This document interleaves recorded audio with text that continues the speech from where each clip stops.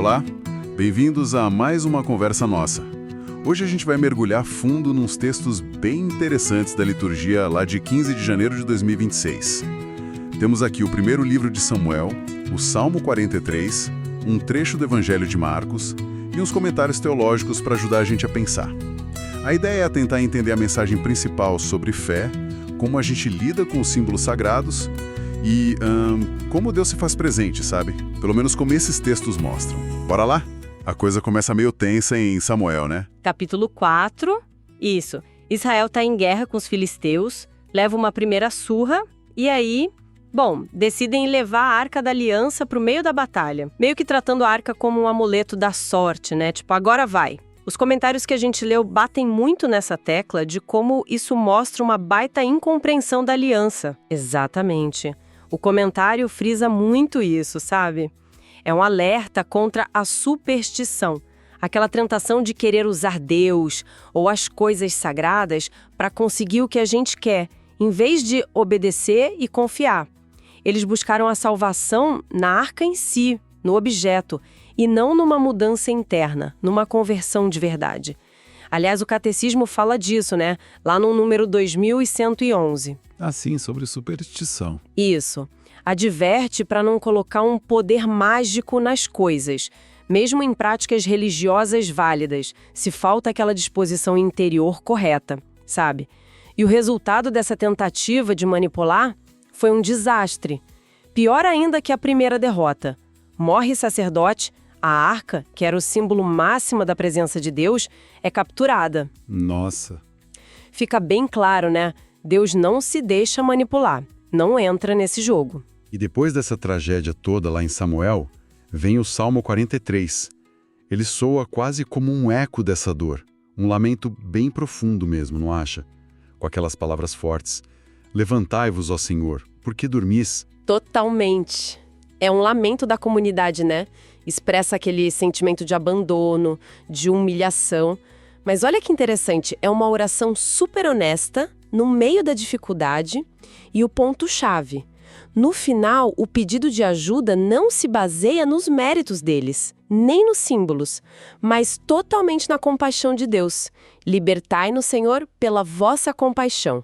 Percebe a virada? Ah, sim. Sai aquela fé meio utilitária, de querer usar Deus. Isso, e entra uma fé que confia na misericórdia, mesmo sem entender tudo, mesmo na dor. E essa linha de confiança na compaixão me parece que conecta direto com a cena do Evangelho de Marcos, capítulo 1, a cura do leproso. Para aquele homem, só chegar perto de Jesus já era um ato de fé e coragem enorme, né? Ele estava quebrando todas as barreiras sociais, religiosas. A lepra isolava completamente a pessoa naquela época. Com certeza. E o jeito que ele pede é um modelo de fé, né? Se queres, tens o poder de curar-me. Olha que demais isso. É lindo mesmo. Ele reconhece totalmente o poder de Jesus, tens o poder. Mas, ao mesmo tempo, ele se entrega à decisão de Jesus. Se queres. É o oposto da galera lá em Samuel tentando forçar a barra com a arca. Entende? Totalmente oposto.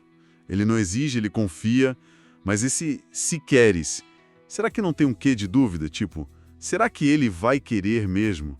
Como interpretar isso? É uma boa pergunta, viu?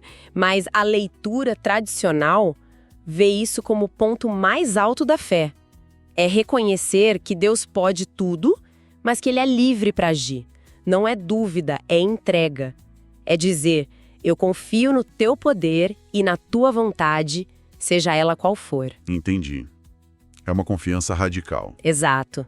E a reação de Jesus mostra isso. E aí vem a parte que, para mim, é chocante. O texto diz que Jesus fica cheio de compaixão. A palavra grega usada, splagnizomai, indica uma coisa visceral, lá do fundo. Sim, é uma emoção muito forte. E aí ele estende a mão e toca o leproso. Toca. Isso era impensável. Pela lei, tocar num impuro deixava a pessoa impura também. Correto. Só que Jesus inverte a lógica toda. Ele não fica impuro ao tocar o leproso. Pelo contrário, a santidade dele é tão grande que purifica o impuro. Ele é a fonte da pureza. Nossa, que inversão. O toque ali não é um passe de mágica. É a compaixão divina se tornando gesto concreto, que cura, restaura, traz a pessoa de volta para a comunidade. É como o catecismo lembra, né, nos números 549 e 1505, quando fala das curas. Sim, como os sinais do reino de Deus chegando. Isso como sinais da vitória sobre o mal, sobre aquilo que isola e destrói. Jesus é a própria presença compassiva de Deus agindo. Então, amarrando as pontas, a gente tem em Samuel uma fé que tenta usar o sagrado quase como uma ferramenta, e isso dá muito errado. Exato. E em Marcos, a gente vê uma fé humilde que se joga na compaixão de Deus e aí sim encontra a cura, a restauração. Perfeito. O fio condutor em esse contraste gritante, né? Entre uma fé que tenta negociar com Deus meio mágica, meio transacional, e uma fé que nasce de um relacionamento, de confiança na misericórdia dele. Esses textos meio que nos cutucam, sabe? Convidam a gente a olhar para a nossa própria vida de fé. Será que às vezes a gente não trata as práticas religiosas, os objetos como amuletos, buscando um resultado automático sem uma mudança real no coração? É uma pergunta forte. O convite é buscar o Deus que está por trás dos símbolos, aquele que se revela em Jesus como pura compaixão.